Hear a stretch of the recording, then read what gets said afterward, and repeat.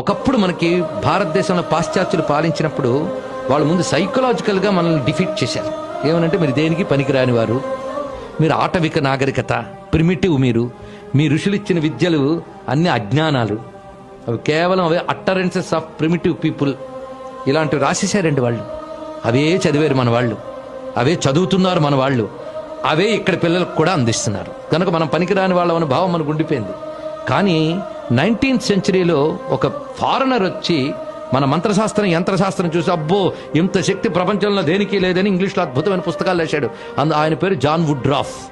ఆ మహానుభావుడు చక్కగా కుండలిని యోగం మీద సర్పెంట్ పవర్ అని పుస్తకం రాశాడు.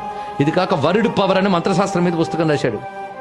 ఇవి జస్ట్ నేను సజెషన్స్ ఇస్తున్నాను, ఆసక్తి కల వాళ్ళు చదవాలి. అనేక మంది సైంటిస్టులకి ఇంకా పరిశోధన చేయడానికి కావాల్సిన సైన్స్ లలితా సహస్రనామంలో ఉందని చెప్పడానికి చెప్తున్నారు. మరి జాన్ వుడ్రాఫ్ సౌందర్య లహరిని 50 శ్లోకాలకు అద్భుతమైన ట్రాన్స్లేషన్ చేశాడండి. ఇది కూడా మీరు తెలుసుకోవాల్సినది.